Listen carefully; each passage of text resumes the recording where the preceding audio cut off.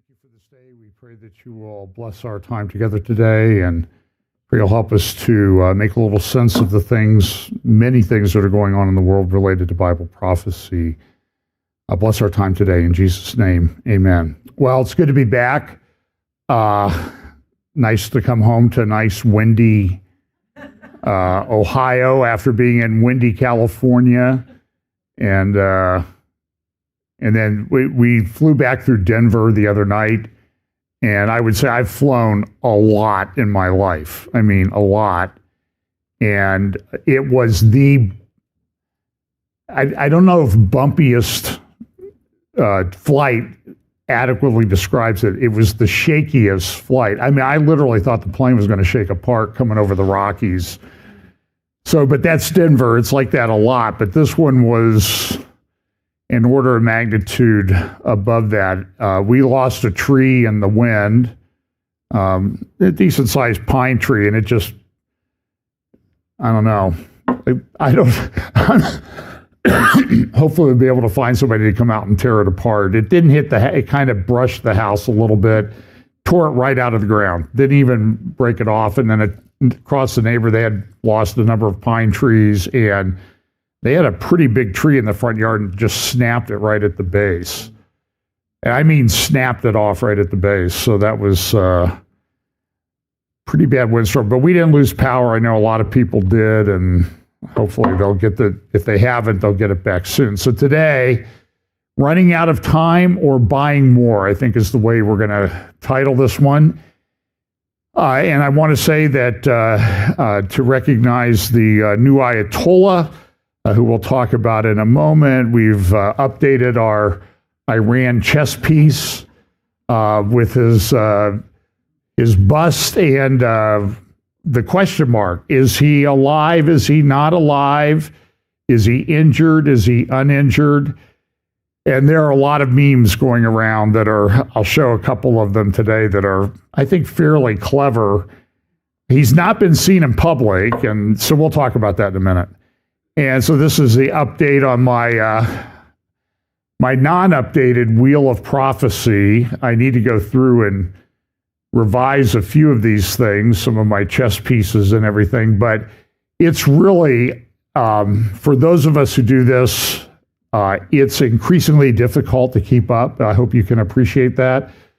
And sometimes when we do our updates, they seem a little bit chaotic and unorganized, mainly because the world seems chaotic and unorganized. I think we can agree with that.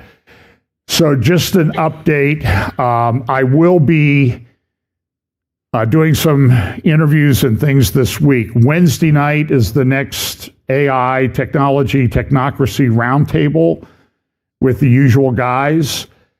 That's Wednesday night at 7 p.m. Eastern, 4 p.m. Pacific. That'll be live streamed. If you have questions, please feel free to submit them to the moderators. And if you have a question like that, put it in all caps and say question, so we can figure out that it's a question and not, sort of a backhanded compliment or criticism of what we're doing, but which we get plenty of. Compliments, some criticism. So that's Wednesday night, 7 p.m. Eastern, 10 a.m. Thursday morning. I'm going to do Stand Up for the Truth on Q90 FM in Wisconsin. Go to standupforthetruth.com. I'll post links on my social media to this. And then Friday, Saturday, and Sunday, I'll be participating in the Prophecy Conference. I do not remember what the title of it is, at Harvest Life Calvary Chapel. And I don't remember if it's Harvest Life Calvary Chapel or Calvary Chapel Harvest Life in Las Vegas, Nevada. I know Sunday morning I'll be speaking, and I know I'm speaking, I think, twice on Saturday, and then doing some Q&A roundtable type discussions during the conference. So if you want to get that, you can go to Harvest Life Calvary Chapel and in Vegas and find out all the information there. There is live streaming. I think there's a small charge for it to help defray the cost of the conference and that type of thing. I'm going to be speaking probably a little bit on Daniel chapter 8, possibly, but I think I'm going to also talk, surprise, surprise, surprise. Nobody ever talks about this at a prophecy conference. I'm going to talk about Gog and Magog. I'm sure nobody's ever addressed that before. Maybe not in this way, but I've been studying this, and I think, well, obviously I think I'm right because I'm talking about it, right? But I'll be addressing those in my talks and in the sermon on Sunday at some point. I'm not sure which order I'm going to go in. Hopefully they'll let me finish all the talks I have prepared, right? Or will have prepared by then. So this one's going to be a little bit back and forth. So I'm going to talk about the Middle East mostly and a lot of the things that are kind of swirling around, a little bit of a war that's going on in Iran right now. And it's not just Iran, it's a bunch of other places. I will be talking, I know at Vegas, I will also be talking about Turkey and Erdogan, because I think Turkey is a significant player in the end times. And I also think it's one that is largely, it doesn't get talked about enough, in my opinion. I think it's one of the major, if not the major players that are coming. And by the way, this week, there's not a lot of Turkey news. The interesting thing that Turkey is doing this week, their foreign ministers out there, and Erdogan is out there acting like, oh, well, we just want to make peace. We just want everybody to get along. We don't want this war. Bring peace. Now, the reason for that is kind of interesting prophetically, because we know that this white horse rider goes forth seeking peace, and through peace he will destroy many. Now, I'm not saying for sure that this is exactly what's going on, but it does fit the pattern. And a lot of other things fit the pattern of the prophetic scriptures. And so here's Erdogan, who has been very clever, keeping himself in power now for 25 years as the leader of Turkey. Now, he would say the democratically elected leader of Turkey, but it seems like whenever they're coming up on an election, the people opposing him start to have some legal problems. So now his main rival, assuming he's running, I'm not sure he's running, maybe he's going to resign. He turned 72 a couple weeks ago. So I don't know, but it says Erdogan's rival faces 2,000 years in bribery trial. Shock of all shocks. There's a great picture that I have that I've used in some of my talks, and it shows the progression of Erdogan's career. It's stair steps. The first stair step is a ballot box, and it says Prime Minister. The next step is another ballot box, a little bit higher, and it says President. How did that happen? Well, he was elected Prime Minister. He term limited out, and so he changed the Constitution to allow himself to be elected president for, I don't know how many 6-year terms, sort of like Putin did in Russia. And then they can run around saying, well, we're just democratically elected. But so you have the first stair step, the ballot box, the second stair step, the ballot box, and the third is a throne that says Sultan on it. And I think that's his ultimate goal, assuming he sticks around. Certainly that's the goal for somebody that's there. So let's just kind of roll through things on the what's going on. Now, one thing that you should be watching out for is that there are these terror attacks that are taking place. There have been a couple, 3, 4 in the United States over the past week. I think when you're out and about, you need to be situationally aware, because we don't know where these are going to take place. And I know that church security people who watch these things and issue alerts, it moved the alert status for churches to red this week. We have an Islamic problem in the United States. Now, it doesn't seem to rival the Islamic problem in the UK. Let me give you an example, though. And I don't even have slides on this. there was a store in London, I think it was, that was selling non-halal meat. Halal meat is how Muslims insist that their meat be slaughtered. So if it's halal, it's slaughtered a certain way. If it's non-halal, it's not done correctly according to Muslims.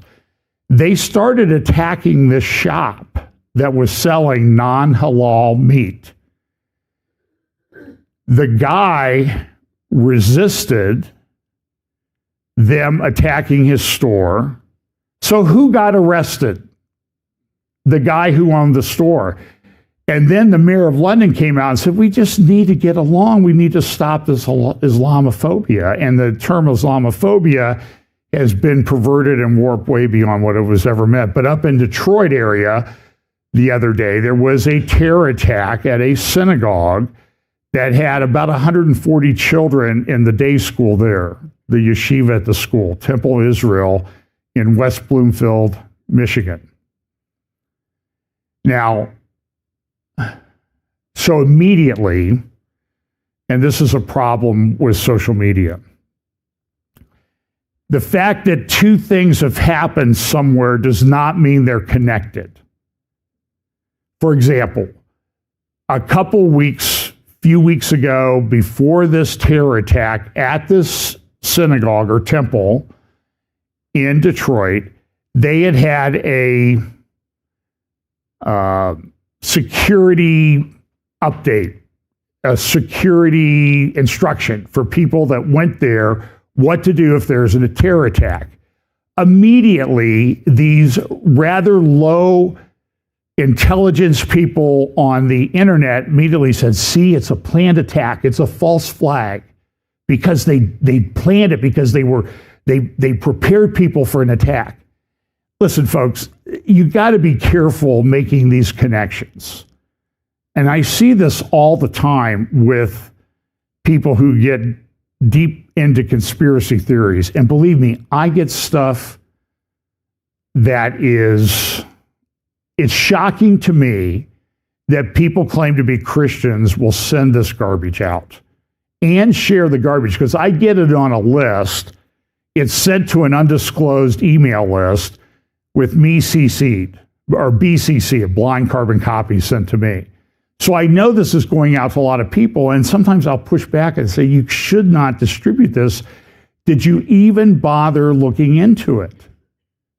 And then they get upset. And I'm like, so here's the rule. If you send me something, I may or may not read it. If I read it, I may or may not respond to it. And if I respond to it, I'm going to tell you whether you're doing something correct or incorrect.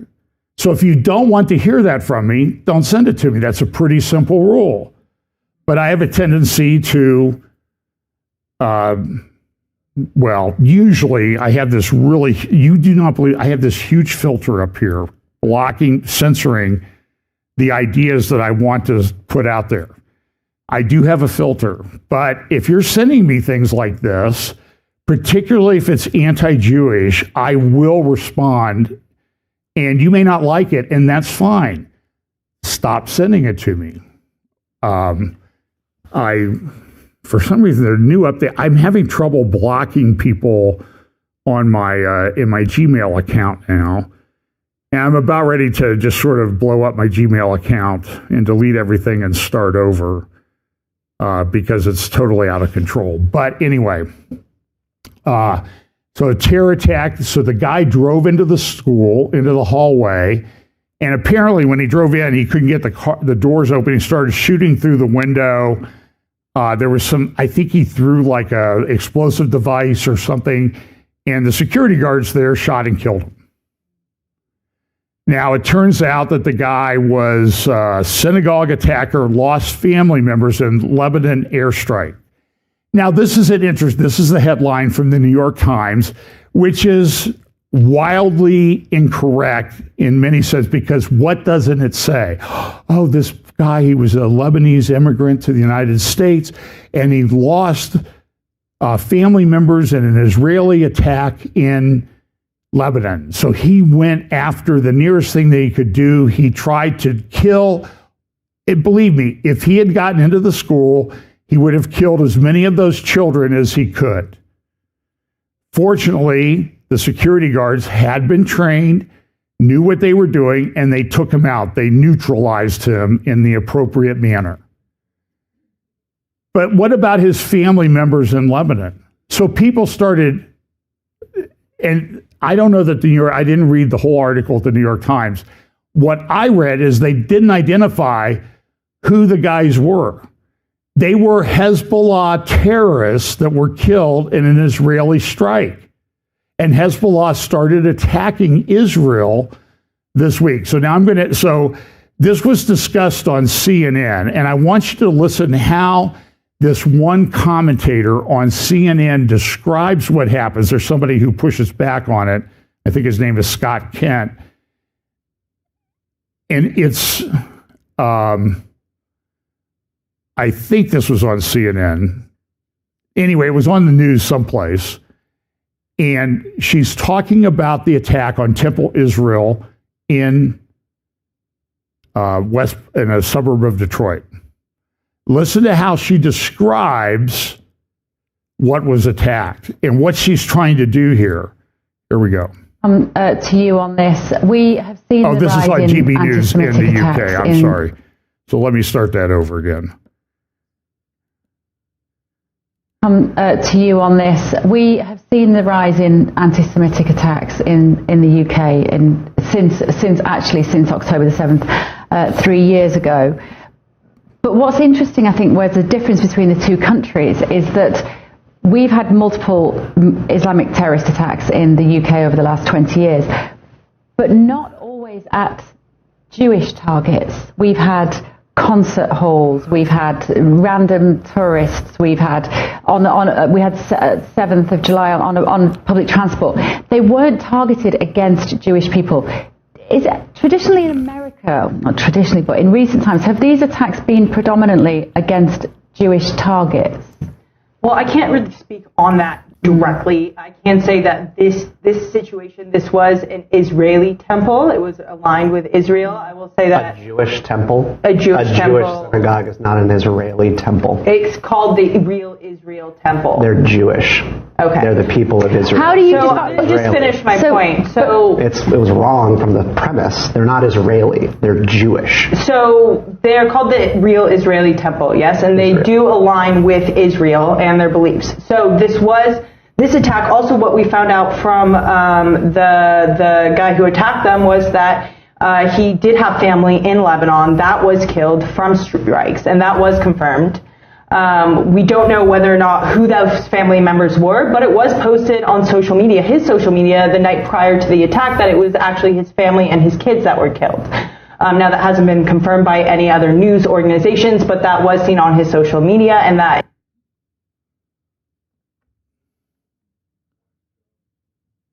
Okay, so the Israel Temple. It's called Temple Israel. It's a Jewish place of worship in the United States. But do you see what she's doing? Now, this brings up an interesting thing. Well, it's on his social media that he had family members killed. She didn't investigate that. She later put up a post trying to defend the nonsense that she was spewing on the program.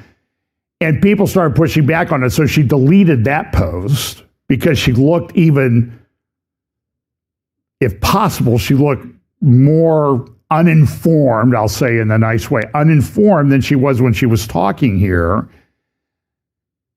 And so now what I'm going to do is I'm going to play, it's about an 8-minute clip of Ruth Wasserman Land, who I really respect a lot. I'm still trying to get an interview with her. Pray that comes together. I've been traveling. It's interesting. I've seen a number of interviews of people that I've interviewed in Israel before, and 2 or 3 times during the interview, they have to stop so they could run to the bomb shelter and then reconnect when everything's okay. So it's a little bit hard to do people in Israel because the missiles could stop flying. By the way, last Sunday I did something with Brian Schrager from Israel and Mark Sutherland from the UK. That was Sunday morning. You can go watch that if you want. And then Wednesday night I did a discussion with Brandon Holthouse, Tom Hughes, and myself at Rock Harbor Church in Bakersfield. Great evening to be with some good friends, and I think we had a pretty good discussion. So now I'm going to play Ruth Land. And again, Ruth Wasserman Land, former member of Knesset. I think she grew up in South Africa. I'm not sure. It's hard because she speaks like 4 languages, and I don't know how people do that. You know, I have enough trouble with, as you can tell, with English as a primary language. I still have a little, issues with some of the words, but because I pronounce them as how we learned how to speak them in the Midwest. Like I went to high school in Pennsylvania, and we didn't have slippery roads; they were slippy. But you know what I'm talking about when I say slippy, right? You might think it's silly and stupid, but it's correct, because the purpose of language is to communicate an idea. So I've communicated an idea that the roads are slippy or slippery.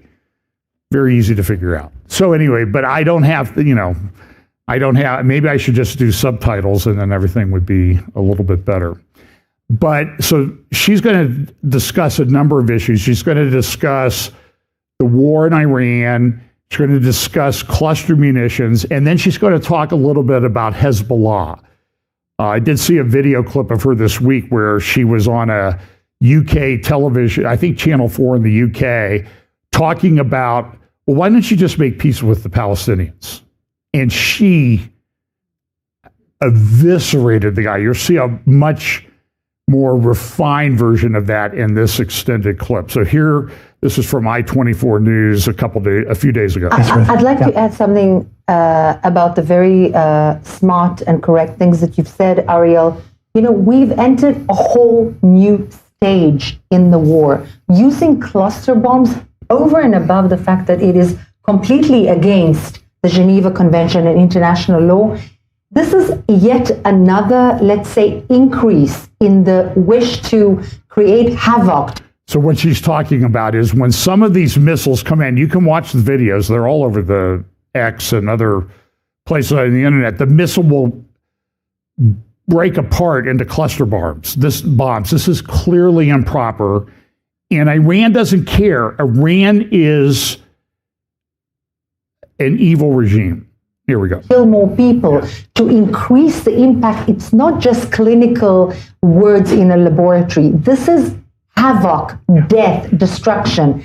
It increases the actual threat towards the EMTs, the emergency medical personnel. It increases the damage against civilians, which is exactly what the Islamic Republic of Iran wants.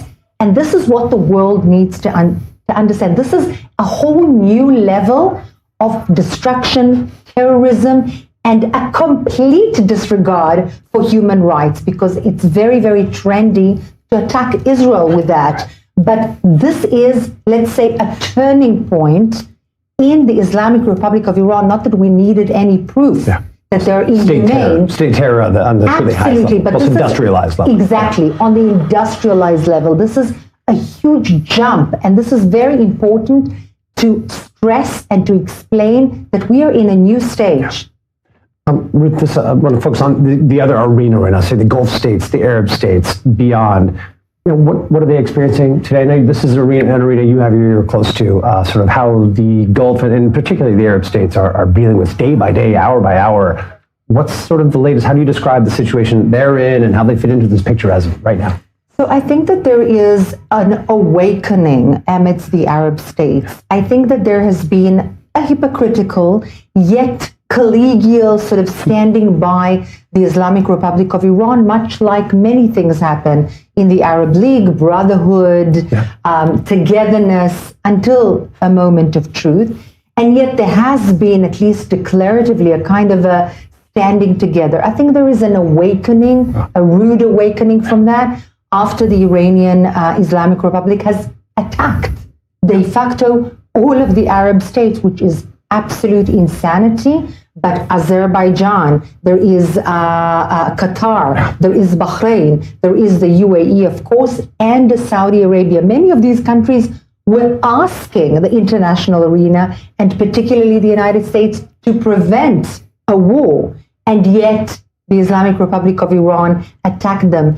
And this is an important awakening. However, we need to understand on the Israeli front, this is not a love for Israel. Let it not be misunderstood. This is a realization that the Islamic Republic of Iran is willing and is, in fact, attacking the very sovereignty that they so much perhaps try more to dangerous than protect. they even really thought it was. Of course.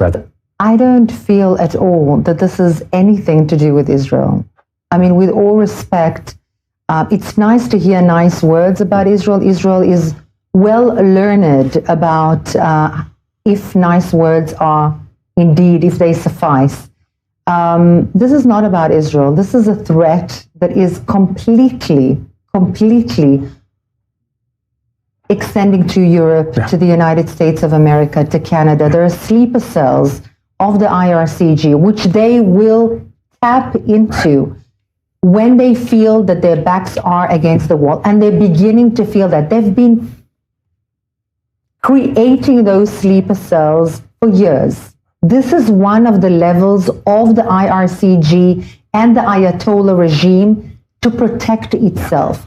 And this is something that the Europeans should wake up to. Germany has already begun to wake up to that. The UK and France, it's not that they're asleep. Their political arena and echelon are, I will say a very difficult word, are committing treason against their own people. Why am I saying that? Because they are allowing these threats to seep in for years into their own civil societies and to take root, and the same threat is going to take over them very, very shortly. Now, once this is already happening, the fact that, as you say, they are being led or more or less reluctantly brought into the fight, it's almost funny because they are the first that are going to be eaten, not Israel, because Israel is wholly aware of the threat. And this is, my heart goes out to the French and the British citizens, because there are many people amongst them that have no idea. They are being fed a narrative that has literally very little to do with the reality.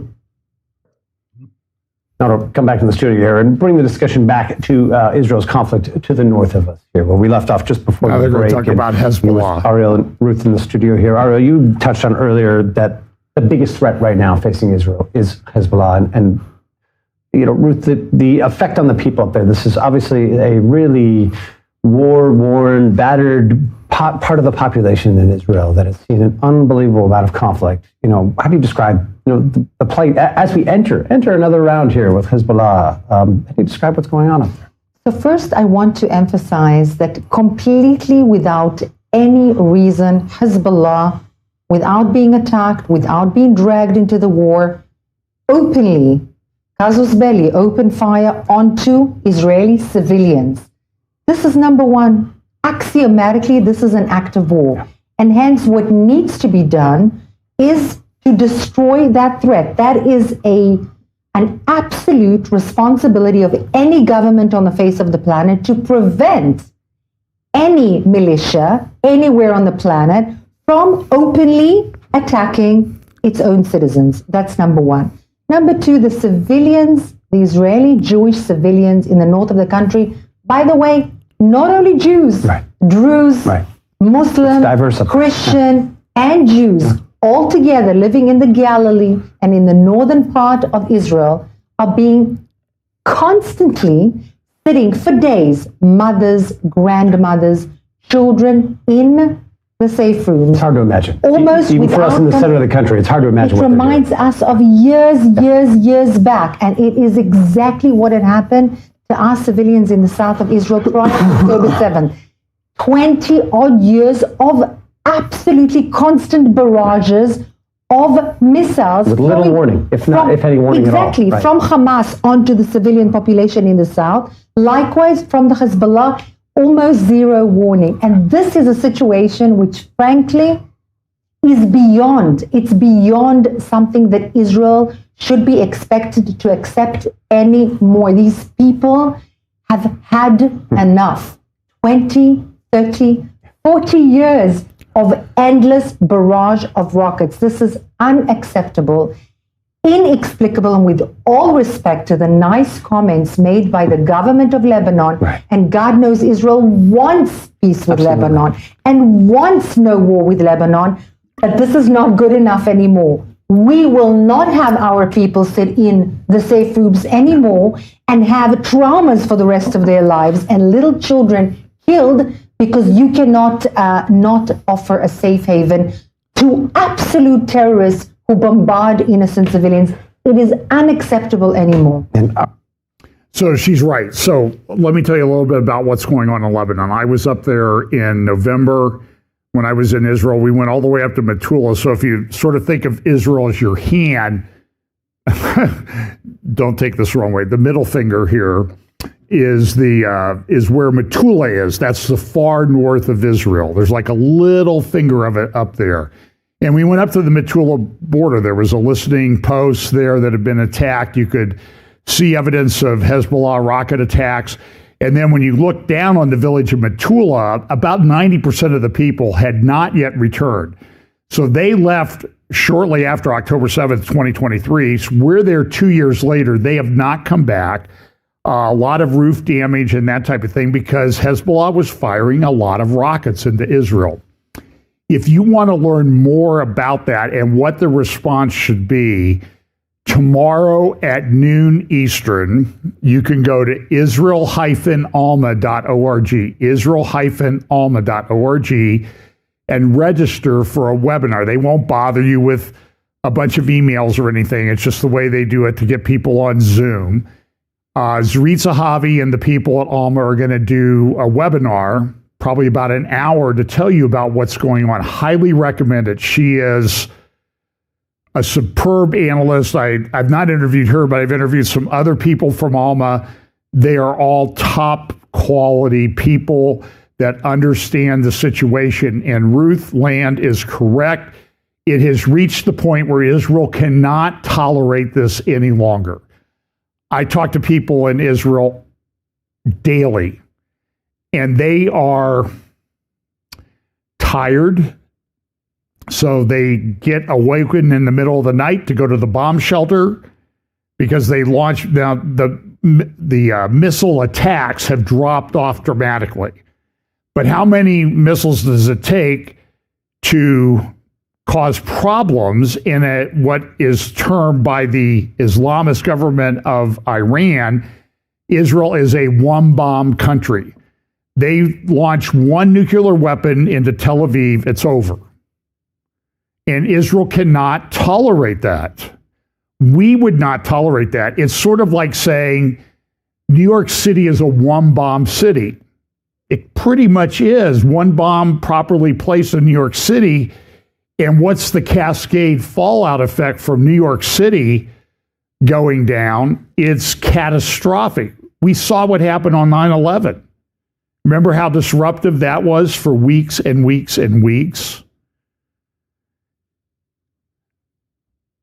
So Israel cannot tolerate this anymore. Hezbollah has started, in coordination with Iran, launching more rockets into Israel. Israel has done a tremendous job dismantling Hezbollah, taking out leadership.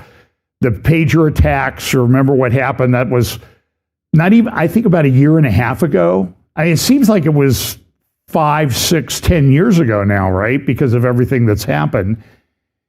But Hezbollah still has a force, and the Lebanese government seems to be trying to help. They've outlawed Hezbollah, but Hezbollah continues. The Lebanese army is very weak. The Lebanese army has long been infused with people from Hezbollah. People that are from Hezbollah and the Lebanese army are not going to go after Hezbollah. Makes sense. So this week, the new Sheikh, the guy who replaced Nasrallah, Sheikh Naam Qasem, he gave a speech because this was International Quds Day, International Jerusalem Day in the Muslim communities. They had big rallies in Iran. They had rallies in Lebanon.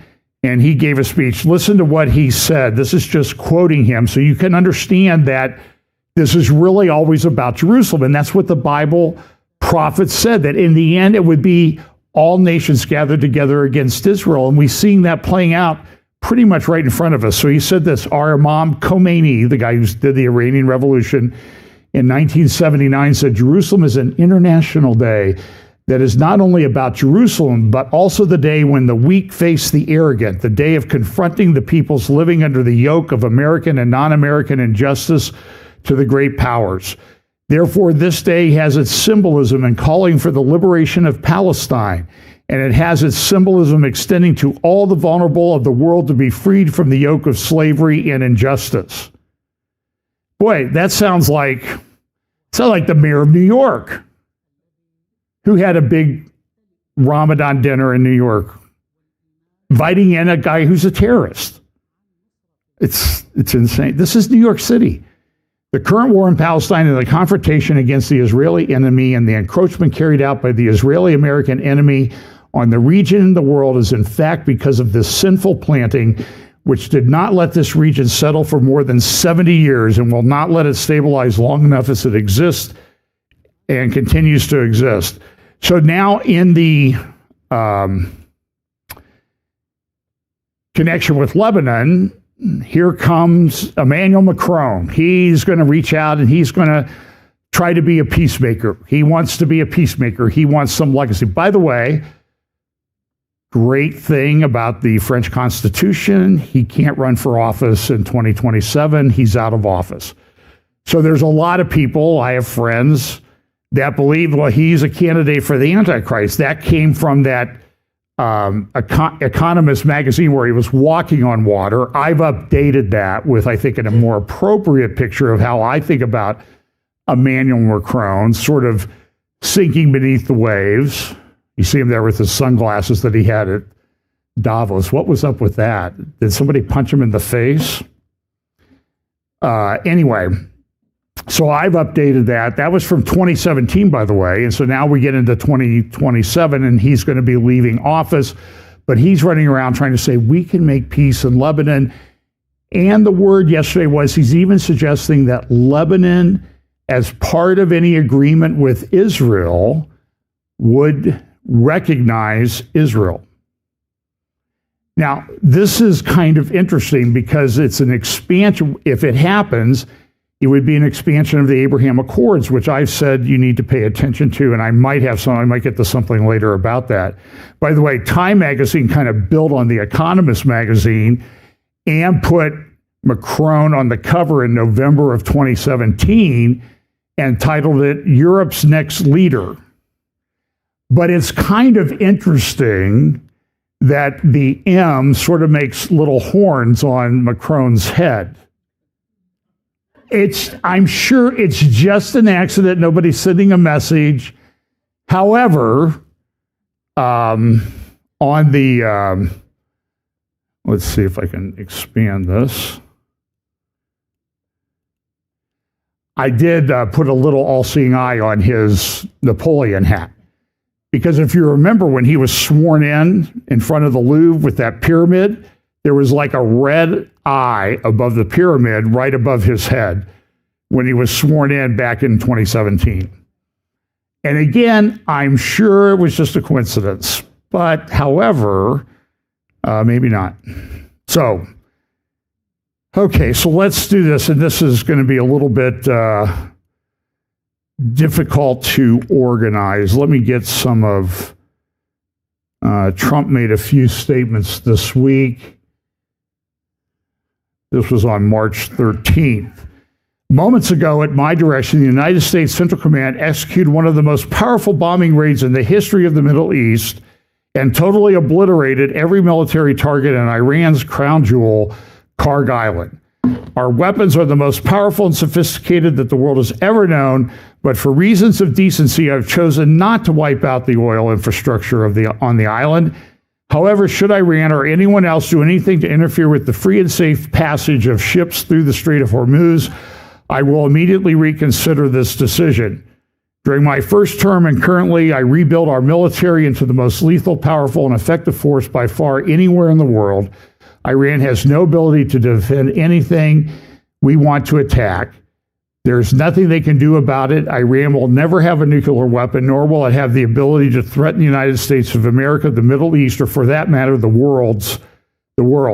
Iran's military and all others involved with this terrorist regime would be wise to lay down their arms and save what's left of their country, which isn't much. Thank you for your attention to this matter. I always like how he finished it. President, he doesn't sign it, love Donald Trump, but we'll be waiting for that. But this is interesting about how this is going. So let's look at a couple things in his statements. In my view, the war has gone pretty well. They've really taken out a lot of the Iranian military structure. They've destroyed all the air defenses. They've destroyed radars. They've destroyed missile sites, missile manufacturing sites. They have taken out almost all of the Iranian Navy and ships. They have a few fast boats left. Those boats would be used to lay mines in the Strait of Hormuz. Most of those boats, my understanding is, have been destroyed. Now, the question is, were they destroyed before they laid mines or not? We've seen attacks on some ships in the Gulf region. For example, here's one burning that was attacked by, I think, a drone, an oil tanker. And here's the deal, is the oil tanker gets hit and it gets on fire. And when it gets on fire, it pretty much burns until it's out. You don't go up and blow that out with a fire extinguisher. So this is a problem. But the war has gone pretty well. They have even gone to the place where within Iran, they have taken out,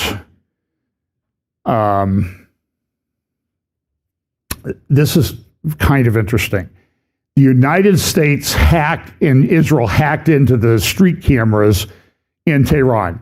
Tehran got all these cameras from China, hacked into them, and then figured out how the Iranians were going about their business, including the military, the Basij, and the IRGC, the Islamic Revolutionary Guards.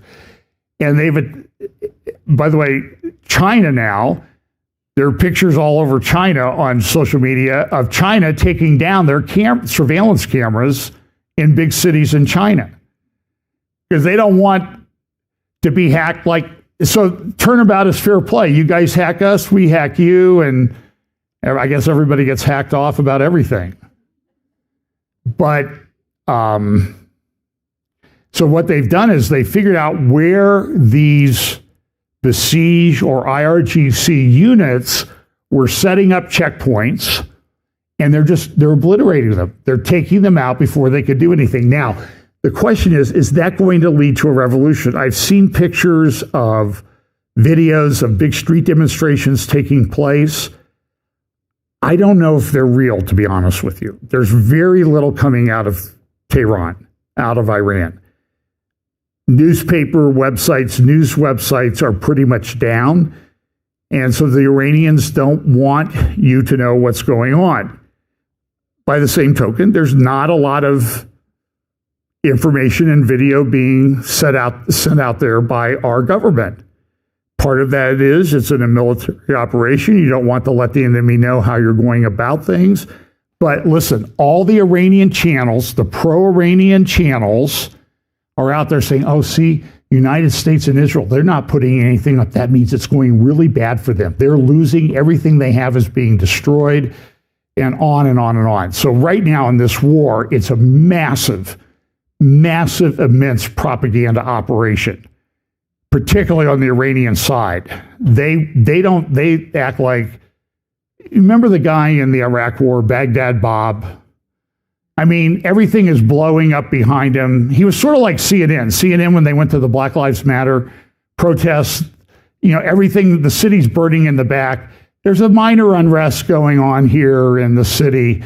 And so Baghdad Bob will go out there as Iraq is being obliterated in a massive campaign and say, oh, we are on this verge of glorious victory. And this is what the Iranians are doing. This is what they do. So here's an article in the Al-Akhbar, which is a Hezbollah newspaper. Iran activates its strategic weapon, passage through Hormuz for friends only. So they have shut down, or trying to shut down, the Straits of Hormuz. Why is that important? 15 to 20% of the world's oil passes through there every single day. You cut off 15 to 20% of the world's oil, because oil, like everything else in the world now, is pretty much a just-in-time delivery. You know, it's like they don't make a lot of extra chickens at Costco. And if you've ever gotten there when the chickens are out, everybody's upset because we've run out of chickens at Costco. It's a great deal, by the way, $5 for a big chicken. But it's like that with oil. They don't have just like tons and tons of oil sitting around. So they're trying to shut down the Straits of Hormuz. Trump is now going after Karg Island. Iran under threat, oil doomsday warnings. And so the markets in the United States and elsewhere, the price of oil went from $60 to $120 a barrel, and then it's gone back down to about $100. It's going to be very volatile, and most experts say it's never going back to $60. Now, Russia's happy because they're not making money at $60. They're making money at $100. And the people that sell oil are happy. And even Trump says, oh, we make a lot of money when the price of oil goes up. Well, depends where you are in the supply chain. You know, if you're at the end user customer, you don't like higher fuel prices. By the way, we were paying, we got to California, it was like $4.90 at the bargain fuel places for regular. I got it for $4.69 one day, and I thought I had the equivalent of winning the gasoline lottery in California. And the next day, every place I went, at least along major freeways, was $6.10 a gallon. But then I tell my friends in the UK, and they say, we pay $9 a liter or something like that. It's ridiculous. I know. How many liters in a gallon, right? No one knows. Remember that George Washington bit on Saturday Night Live? Well, it's about 3.3 gallons. But anyway, and gas is very expensive in Israel as well. So doomsday oil warnings. I don't know that the oil markets are going to shut down. The United States went into Karg Island. It's in the Persian Gulf, off the coast of Iran. It's about 5 miles long or so, and it's their main oil terminal. It's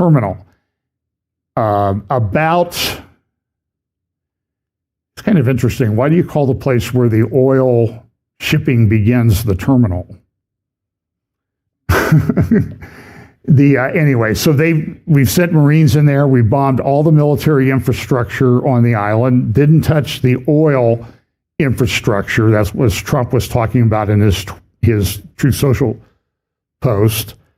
But 90 to 95% of Iran's oil begins here. If it's disrupted, that's a major shock to the world's oil supply. Now, the good news is it affects China mostly. And that may be what's behind this. We go into Venezuela, we kind of take control of the oil there. China gets a lot of oil from Venezuela. They get a lot of oil from Iran because they get it at a bargain price because it's under sanctions. So now we've cut or made China very concerned about its oil supply. So that's good. There's a lot of things at play here. So maybe this war is really about China, but really you cannot let Iran have a nuclear weapon. You just cannot. So Marines and sailors, about 5,000 expeditionary force has been set to Hormuz to go to Karg Island. Here's an article in the Times of London yesterday or today. The 4 options open to Trump so he can finish the job in Iran. let me suggest to you, there was a great interview that I saw this morning, just put up by Doron Spielman at JNS TV go to the JNS channel on YouTube, click on videos. One of the most recent videos will be Doron Spielman interviewing Amiat Chikli, who is a security military expert in Israel. He talks about the options. So he said this morning, I was listening to the interview before he came, one option is Reza Pahlavi comes back and takes control of some new constitutional democracy in Iran. Amiat, who's a pretty smart guy, says that's probably the least likely scenario that's out there right now. This is not going to happen quickly. The United States wants to stay in this maybe 3 or 4 more weeks. It's not going to happen in 3 or 4 more weeks. The Iranian government is very sophisticated, and military are very sophisticated in the way that they're organized. They have, for example, if the leadership is taken out, there are leaders to replace them. But these leaders may not know about these leaders, so they all operate independently. So now instead of one big leadership, you have a bunch of cells of people that you got to take out, and it becomes very complicated. And it makes it very complicated because, as Amiat Chikli noted in his interview, that the protests started too soon. So in the protest, Trump uses the number 32,000 people were killed. I don't think that's accurate. In fact, I saw a IRGC memo that said it might have been 95,000 people killed. But understand, they killed people, they wounded at least that many, and they imprisoned pretty close to that amount. So you take out the early protests, all the young leadership and everything, how do these people get organized to take down the regime? I don't know. Now, one way is to bomb, and attack all the different IRGC, besiege, and all those people. But does that, and maybe some of them are defecting, some of them are giving up. But Iran is a very big country, 4 times the size of Iraq. And Iraq didn't necessarily go all that well for us after the initial stages, because we took out the central government, and then what happened? All these different factions and militias started forming, and here we sit 25 years later, it's still a mess. This terrorism thing is a problem everywhere. In Canada probably has the largest number of Muslim Brotherhood adherents or people of any country. Canada is not a huge country. And most of Canada lives near the American border. So here is a conservative member of parliament. I think she's the sort of like what would be the whip in American politics, talking about what she sees going on in Canada, because the government is not dealing with the problem. There have always been conflicts abroad, and rarely have we seen them spill into our streets the way that we have since this liberal government has been in power.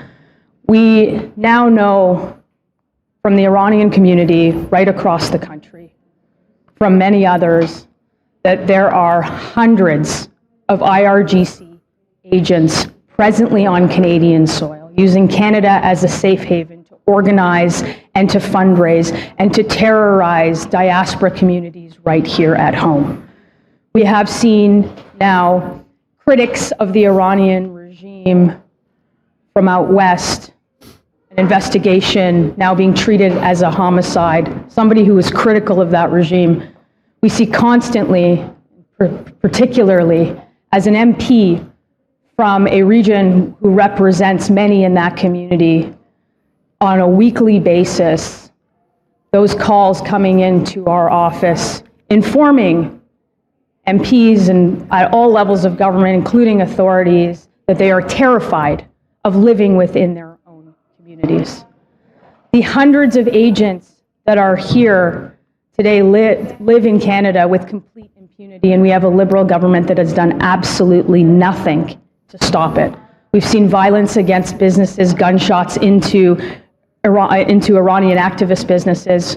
We've seen terrorism in the Jewish community. We now are amongst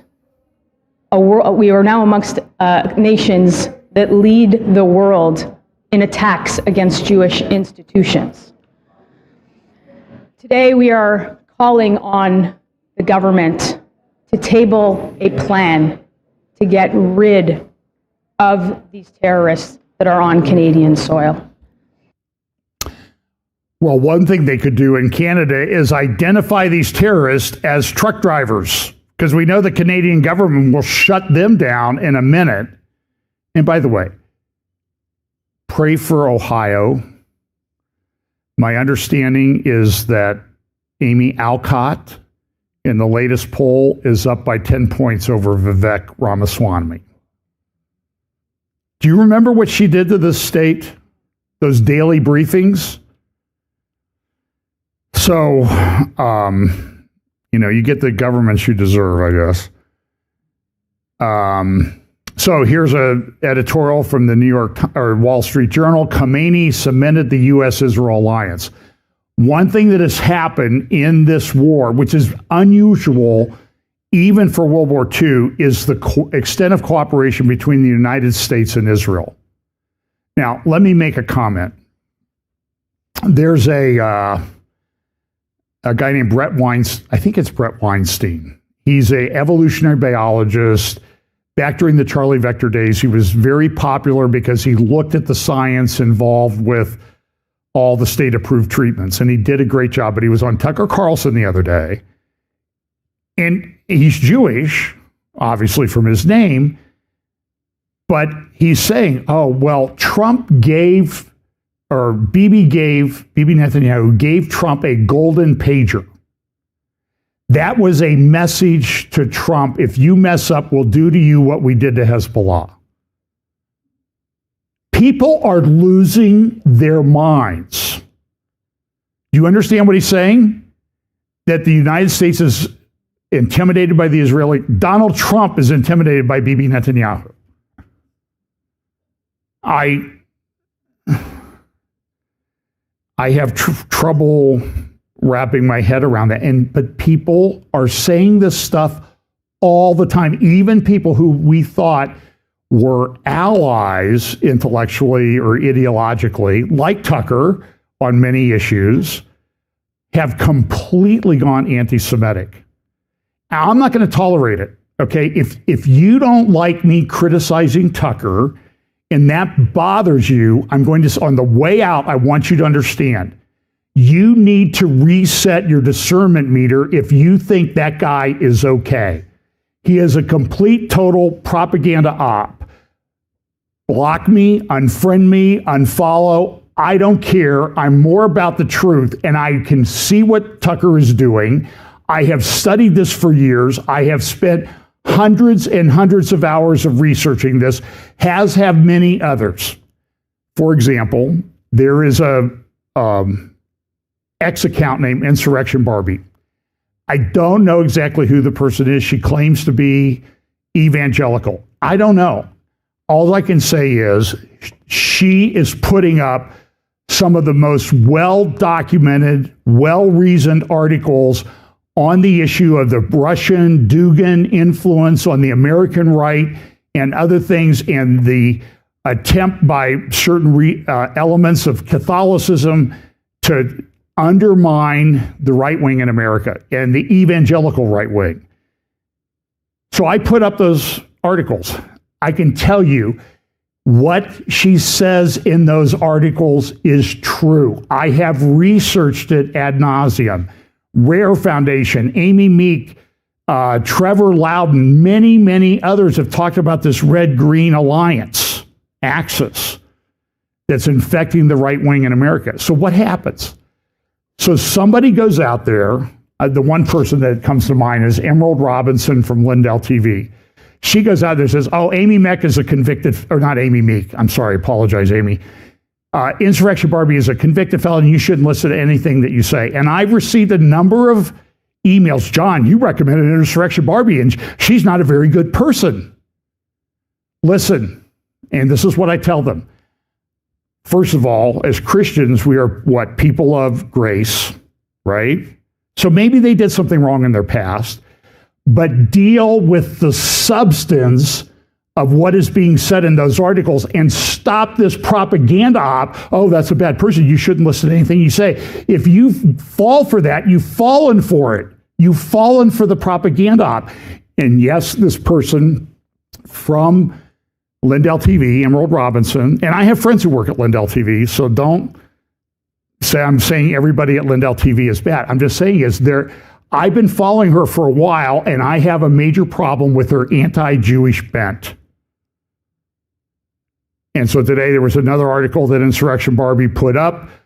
Follow her on X and read the article. She talks about this, and she mentions Emerald Robinson by name, along with Candace and somebody else.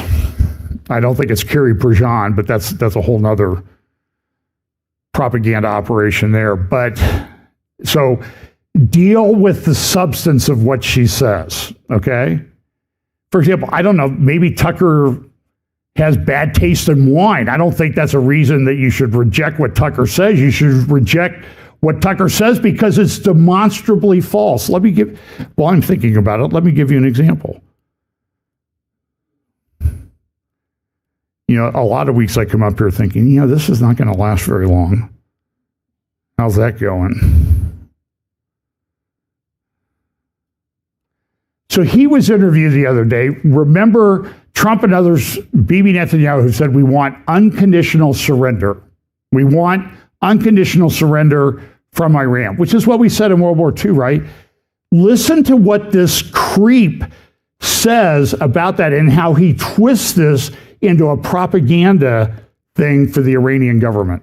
Unconditional surrender means foreign troops get to rape your wife and daughter if they want. And everyone knows that. And that has been, if there's one consistent lesson of history, it means unconditional surrender means foreign troops get to rape your wife and daughter. Everyone can feel that. That's like the most atavistic instinct there is. And so to avoid that, people will do anything. And so that's why it requires that level of force to get a population subdued to the point of unconditional surrender. That's why. And so in this case, of course, we don't have the ground force necessary. I don't think Americans would voluntarily participate in it. I just don't think we can do that. It would require weapons of mass destruction. It would require presumably nuclear weapons in order to do that. And let's not lie to ourselves. We're moving toward that. Do you see how vile that is? Do you see what he just did to every military person in the IDF and the United States Army? Military. If they surrender, our guys are going to be going and raping your women. It's vile. It's vile on an epic level. By the way, I was down at Gaza Envelope a couple times when I was in Israel last fall. I talked to the first responders, the first IDF guys to get there. What they saw and what had been done to women and children and men, sexually abused, raped, and mutilated, body parts cut off. I'm telling you, it's hard for me to describe it. And Tucker flips that like it's us. So here's the rule. I said this a long time. Leftists will always accuse you of what they do. Tucker will defend the Iranian regime. By the way, I saw this week doctrinal writings of the Ayatollah Khomeini from the original founding of the Iranian Republic about how it's okay to sexually abuse prepubescent girls. By the way, I said this at Bakersfield, and I stand by it. Tell me the difference between what Epstein was doing on his island and Muslim Allah's heaven. Same thing. This guy defends it and acts like it's the opposite. It's unbelievable to me. So Melanie Phillips, she has a good article at the Times UK. This is no Iraq. We must limit the Islamist threat. And she's exactly right. You can go get that. There are links to some of these articles in the show notes. There's a few more things I want to go before we have to wrap up today. We need to talk about the new Ayatollah. So this is The Economist, a war without strategy. Look at what's happening. Everything's going to tank here. There's in the damage to the world economy for the Iran war will be severe, but uneven. Here's a couple-minute clip of some of the panelists at The Economist talking about what's going on with the world economy.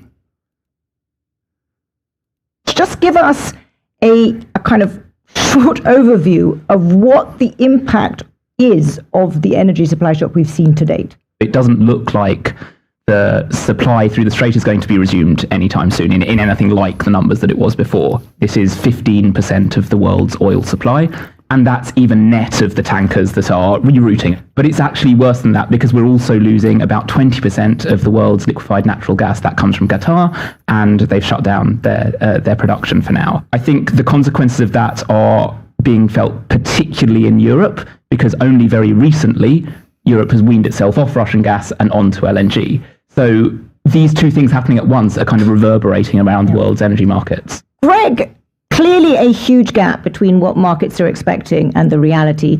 From your position in Riyadh, talk us through how people see things there, but secondly, how quickly, even if the security situation improves, how quickly can production start? How quickly can things begin to get back to normal? So the sense in the region is very much that this is going to be a continued disruption. And it's not just because of the security situation. It's because even if the strait reopens tomorrow, even if the war ends and there is safety for vessels passing through, there are going to be physical constraints to restarting production and getting oil and gas moving. If you look at the oil industry, there are, in Kuwait, for example, and some other countries in the Gulf, firms that are starting to shut down their oil wells because they're running out of storage for the oil they're pulling out of the ground. So they're doing what's called shutting in their wells.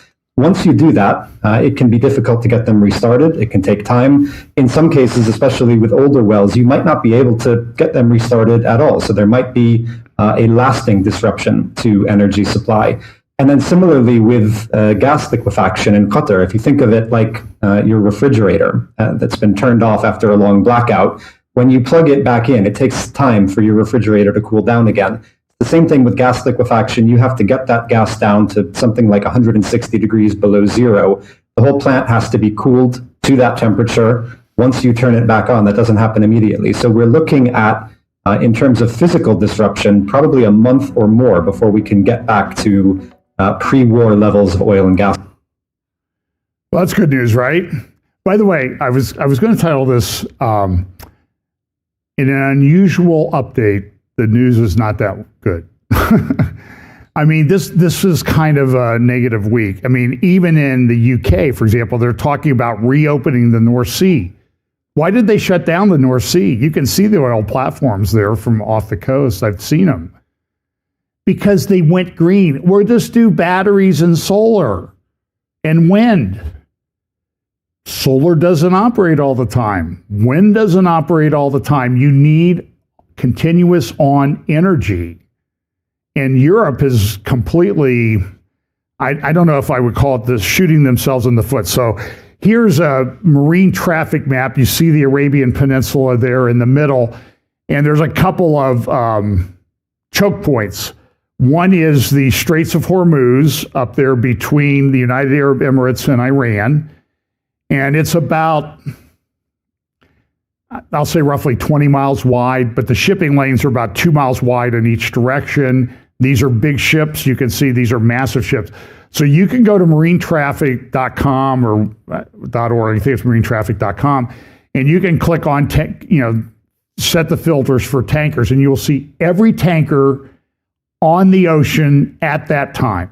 It will give you its position. If it's got its transponder turned on, it'll tell you where it's from, where it's going, and that type of thing. So today I looked at it, and here's a little blow up of it.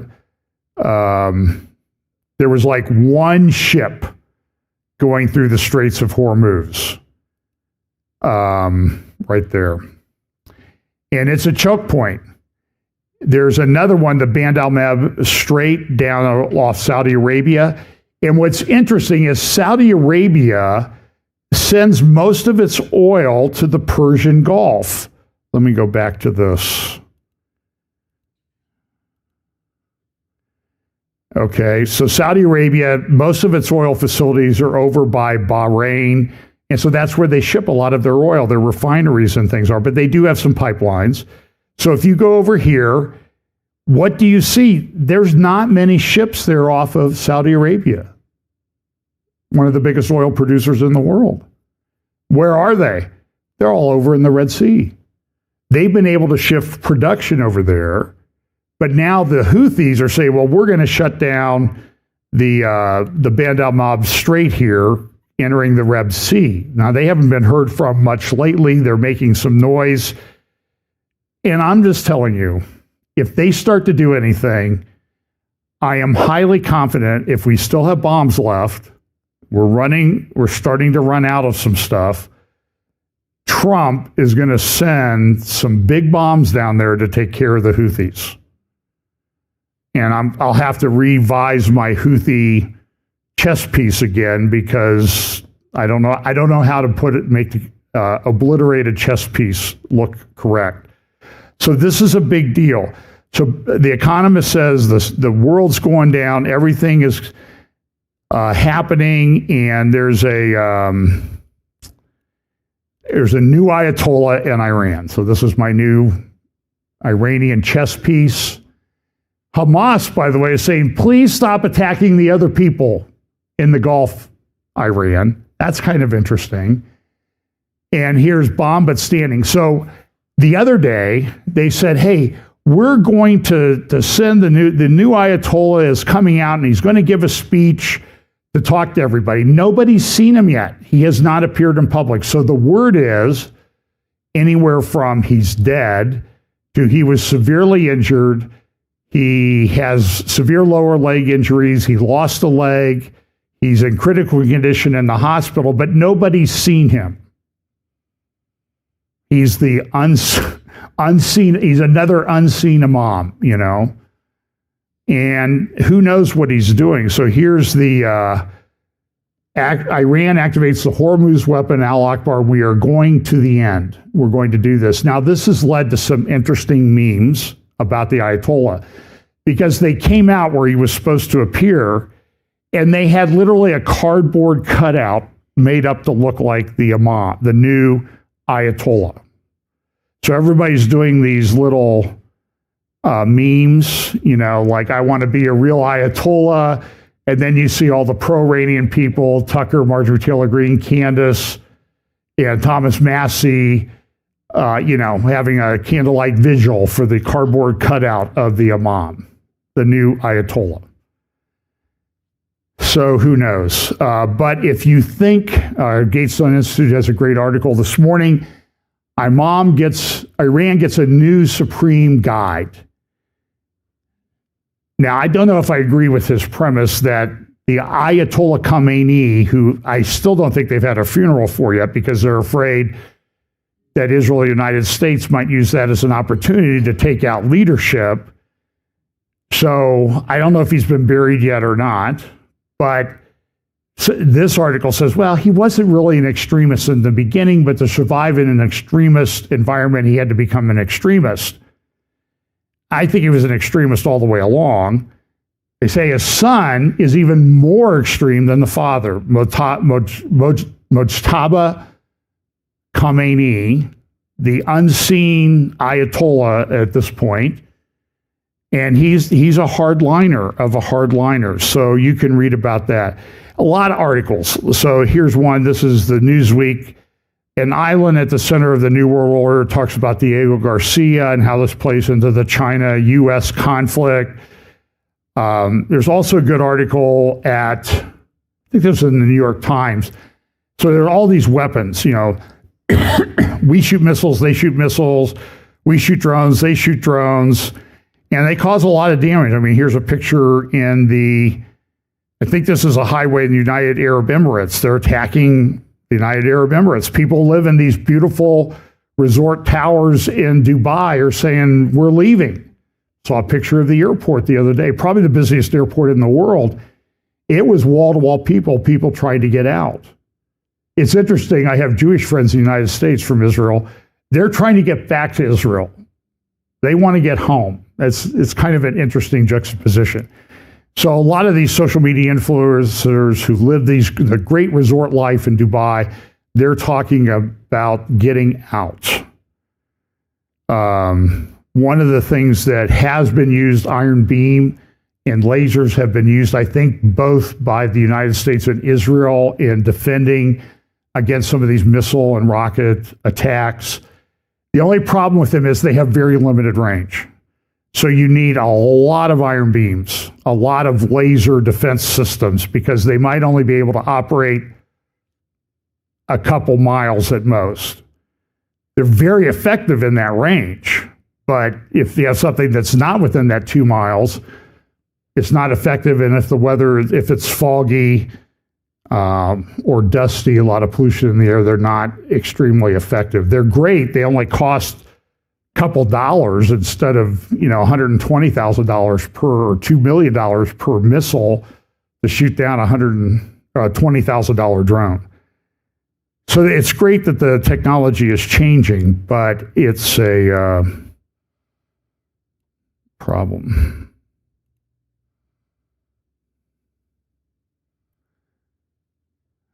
So I have a lot of, there are a lot of links in the show notes. You can look at those later.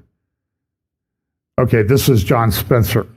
Now, I know by putting up this article, immediately I'm going to be hit with, John, you're falling for Israeli propaganda or U.S. propaganda. So there's a divide out there. Is the U.S. doing well? Is it not doing well? The pro-Russian, pro-Chinese, pro-Iranian people say, oh, Israel and the United States are just getting hammered and destroyed. John Spencer, good military guy. I think he went to West Point. Very, very good speaker about things. I think I've played some clips of him talking about the Gaza tunnel network and why they put the tunnel under. They put the tunnels in and then they put the hospital on top of them. They put the school on top of the tunnels, Hamas did. Why? Because they knew Israel was going to have to bomb that tunnel, and to get to bomb the tunnel, they had to bomb the school. They use their people as human shields. It's a violation of international law, but he goes through in very good detail. There is a link to his article in the notes under this video. Go to the video.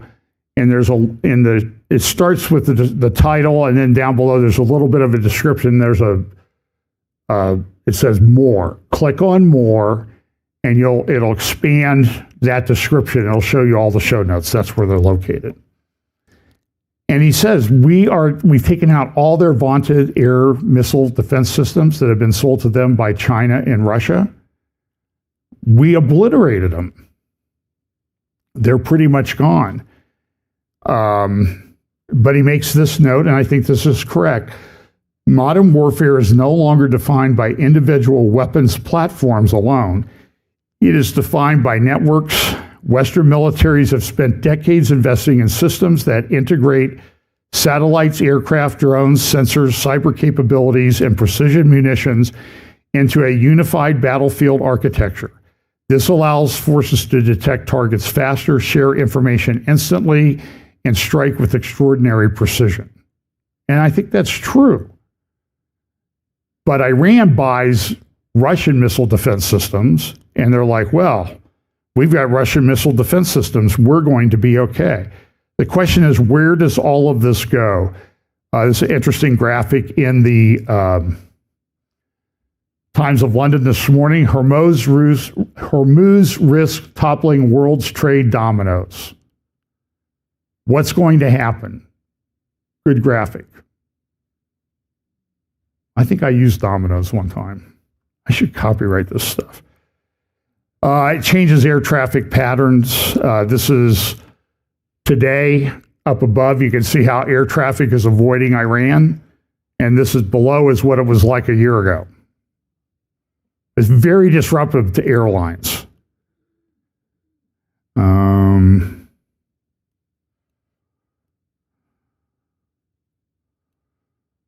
So here's a battle map. You can see all the strikes that are taking place around the region. That's at inss.co.il or .il.co. Institute for National Security Studies in Israel. Great map, great resource, free on their website. You can find it. Here's the Times of London editorial cartoon, The Drums of War. And it's turning to be all about oil. So Karg Island is this little island that's in the Persian Gulf off the coast of Iran. 95% of the Iranian oil goes through that island.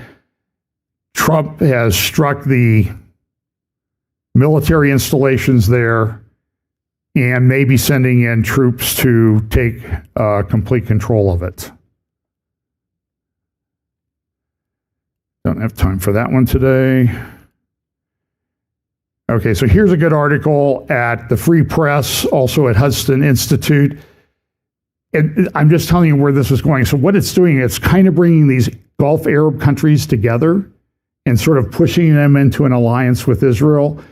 And so this author at the Free Press says the Middle East is ready for the Abraham Accords 2.0. I think this is very prophetically significant to look at the way this alliance is forming with Israel. But believe me, I've said this to people in Israel, don't trust those people. I know you think the peace and everything is good, but they may turn on you at some point. And then this is an article at Hudson Institute. Air defense in the age of saturation, Europe after the post-Cold War peace dividend illusion, and Turkey's steel dome. Now, the Hudson Institute will bring you people who are very pro-Turkey, just as a general rule.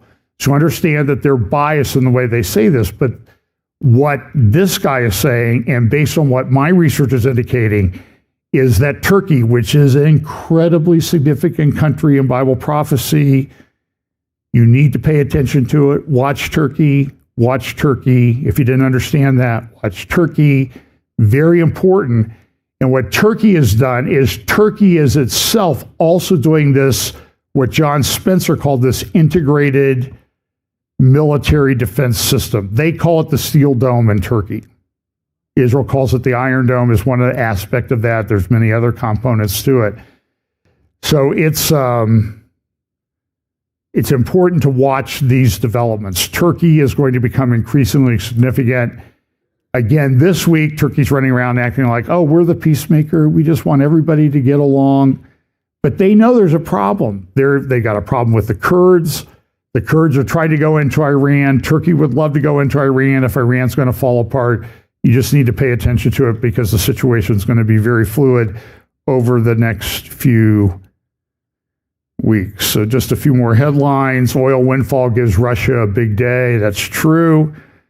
Khamenei vows to keep the Strait of Hormuz closed. Yesterday's Financial Times, Wall Street fears ever rising oil price. And interior article says, Iran war chokes sulfur flow vital to industry. What industry? The food industry, fertilizer. There could be a food shock from this too. I'm sure nobody is bothered by the prices you're paying for food right now anyway, right? It could get worse.